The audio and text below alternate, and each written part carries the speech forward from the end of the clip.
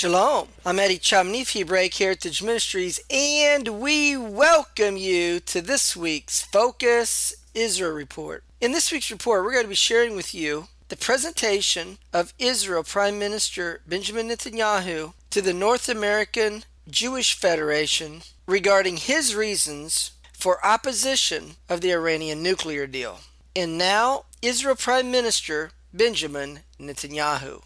I want to talk with you about 3 fatal flaws in the nuclear deal with Iran. And I also want to dispel some of the misinformation, and regrettably I have to say, the disinformation about the deal and about Israel's position. I want to answer some of your important questions. The most important point I have to make today is this. The nuclear deal with Iran doesn't block Iran's path to the bomb. It actually paves Iran's path to the bomb. Worse, it gives Iran 2 paths to the bomb. Iran can get to the bomb by keeping the deal, or Iran could get to the bomb by violating the deal. First, let's understand how Iran gets to the bomb by keeping the deal. See, the deal allows Iran to maintain and eventually expand a vast and increasingly sophisticated nuclear infrastructure. This infrastructure is unnecessary for civilian nuclear energy, but it's entirely necessary for nuclear weapons. Astonishingly, the deal gives Iran's illicit nuclear program full international legitimacy. If Iran keeps the deal, in a decade or so, at most 15 years, the main restrictions on this vast nuclear program will expire. They'll just end. The deal's limitations on the number of centrifuges Iran has and on the quantity of uranium Iran enriches, those restrictions will be lifted. And at that point, Iran will be able to produce the enriched uranium for an entire arsenal of nuclear weapons. And it could produce that arsenal very quickly. After 15 years, Iran's breakout time will be practically zero, just a few days. I think President Obama said as much in an interview with NPR. By keeping the deal, Iran will become a threshold nuclear weapons power. The deal does make it harder for Iran to produce 1 or 2 nuclear weapons in the short term, but it does so at a terrible price, because the deal makes it far easier for Iran to build dozens, even hundreds of nuclear weapons in a little over a decade. Now, 10 to 15 years pass in no time. I think it was like yesterday, and I remember this very well, all those preparations for the Y2K bug and the celebrations of the new millennium. That was 15 years ago. It's a blink of an eye. We're told that this deal buys us time, but 10 to 15 years is no time at all. So by keeping the deal, Iran can get within a decade or so, not just to 1 bomb, but to many bombs. But Iran has a second path to the bomb, one that would give it a nuclear weapon in far less time. You see, Iran could violate the deal, and there's good reason to think that Iran will do so, that it will cheat. They've done it before, they'll do it again. Now, people don't really contest that, but they argue that Iran will be prevented from cheating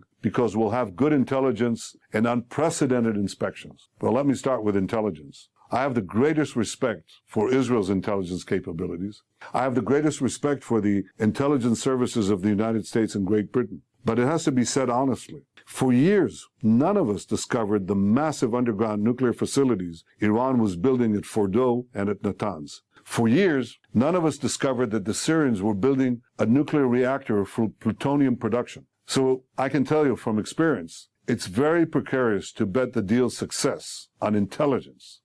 Now, what about inspections? Neither intelligence nor inspections prevented North Korea from building atomic bombs, despite assurances that they wouldn't be able to do so. And while the deal with Iran allows for ongoing inspections of Iran's declared sites, what about Iran's secret nuclear activities? See, under the deal, if a facility is suspected of housing hidden nuclear activity, inspectors must wait at least 24 days. That's 24 days before getting access to those suspected sites. Not only that, the inspectors must first share with Iran the critical intelligence that led them to suspect the sites in the first place. That's actually astounding. Some have said that 24 days is not long enough to conceal evidence of illicit nuclear activity. But as leading experts have pointed out, 24 days is more than enough time to clean up a site of all traces of illicit activity. It's like the police giving a drug dealer 3.5 weeks notice before raiding his lab. Believe me, you can flush a lot of nuclear meth down the toilet in 24 days. I've heard the claim that the deal blocks Iran's covert path to the bomb. But no matter how good your intelligence is, no one can credibly make such a claim. How can you block what you don't know? So Iran can keep the deal, or Iran can cheat on the deal. Either way, the deal gives Iran a clear path to the bomb, a difficult path to 1 or 2 bombs today, and a much easier path to hundreds of bombs tomorrow. Now, here's the thing. Everybody in the Middle East knows what I've just said. And the countries in the region threatened by Iran have already made clear that they will work to develop atomic bombs of their own. So the deal that was supposed to end nuclear proliferation will actually trigger nuclear proliferation. It will trigger an arms race, a nuclear arms race in the Middle East, the most volatile part of the planet. That's a real nightmare. But the deal's dangers don't end there. See, the deal gives Iran also a massive infusion of cash. And Iran will use this cash to fund its aggression in the region and its terrorism around the world. As a result of this deal, there'll be more terrorism, there'll be more attacks, and more people will die. It's been said that most of the money that Iran will get will not go to Iran's terrorism and aggression. Well, let's suppose that's true. Let's suppose that Iran just takes 10% of the money for terrorism. That's 10% of nearly $500 billion that Iran is expected to receive over the next 10 to 15 years. That's a staggering amount of money. And that would turn any terrorist group sponsored by Iran into a terrorist superpower.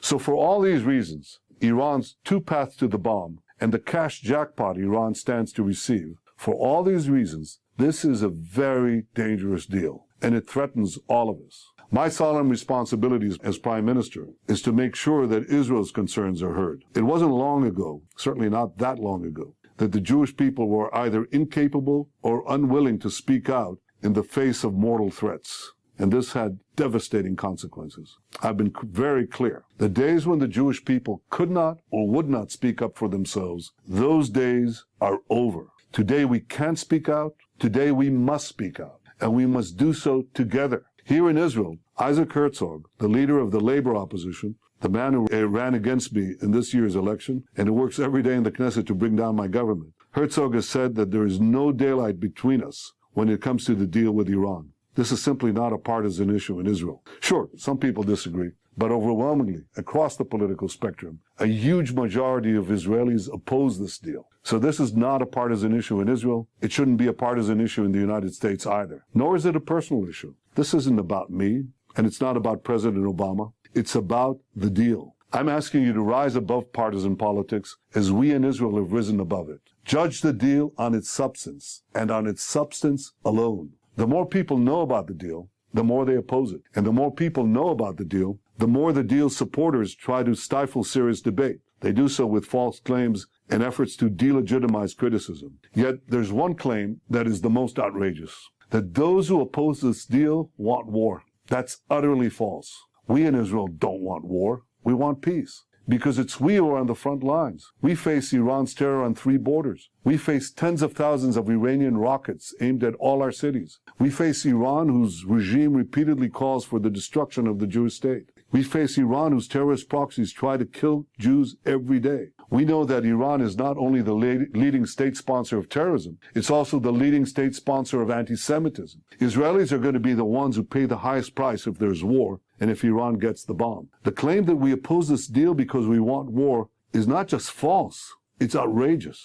Israel wants to dismantle Iran's nuclear program, and Israel wants peace. This deal would advance neither goal. I don't oppose this deal because I want war. I oppose this deal because I want to prevent war. And this deal will bring war. It will spark a nuclear arms race in the region, and it would feed Iran's terrorism and aggression. That would make war, perhaps the most horrific war of all, far more likely. Don't let the deal's supporters quash a real debate. The issue here is too important. Don't let them take your voice away at this critical moment in history. What we do now will affect our lives and the lives of our children and grandchildren, in Israel, in America, everywhere. This is a time to stand up and be counted. Oppose this dangerous deal. Thank you. Thank you for those most meaningful remarks, and I know I speak for everybody who was on this call. And with your permission, sir, I would like to pose the first question that comes to us from the middle of America in Cincinnati, Ohio. And the question, Mr. Prime Minister, is as follows. What would have been needed to be in the current deal for Israel to have endorsed it as a viable plan to prevent Iran from acquiring a nuclear weapon?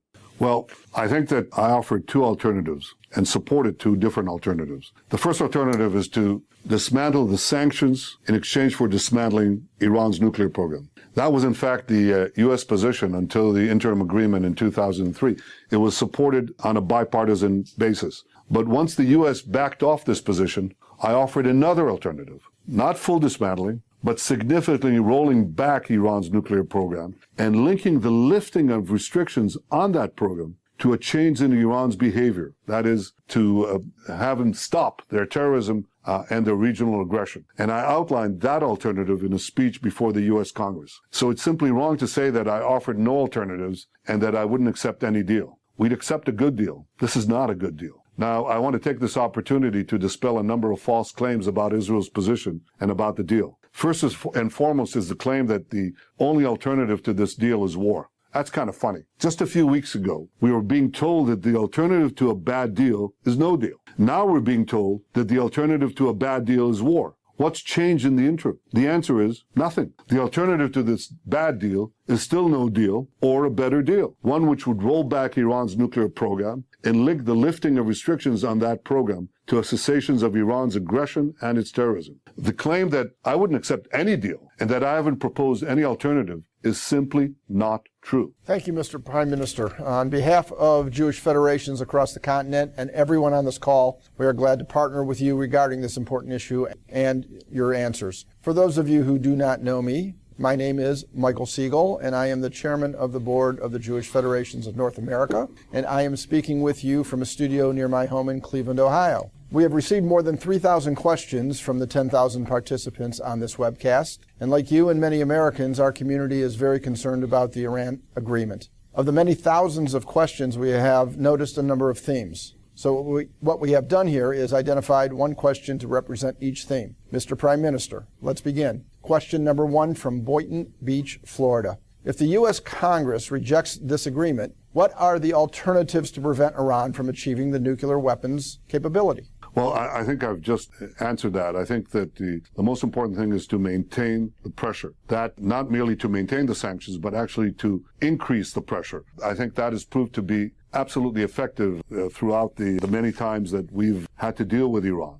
Iran wants two things in this deal. It wants a nuclear weapons capability, and it wants sanctions relief. The negotiations were supposed to make Iran choose between the two. Instead, the deal gave Iran both. It let Iran keep its nuclear program, and it lifts the sanctions for them. So Iran can have its yellow cake and eat it too. There's a myth that the sanctions will collapse without this deal. Well, they won't. If the United States maintains or increases sanctions, two things will happen, Michael. And I think that'll happen after some initial erosion. First, the rest of the world will come around. And there's a reason for that. See, the U.S. economy is 40 times larger than Iran's economy. Iran's economy is about $400 billion, and the U.S. economy is $17 trillion economy. So if a foreign firm or a foreign government has to choose between Iran's economy and the $17 trillion U.S. economy, that's a no-brainer. So I think after some initial erosion, the international community will come around with renewed sanctions. And second, I think the Iranians will come back. See, they need a deal. They needed a lot more than any of us needed. The best way to prevent Iran from getting nuclear weapons is not change. Increase the sanctions, increase the pressure. Don't prematurely give away the best leverage you have. Minister, our second question comes from Beverly Hills, California.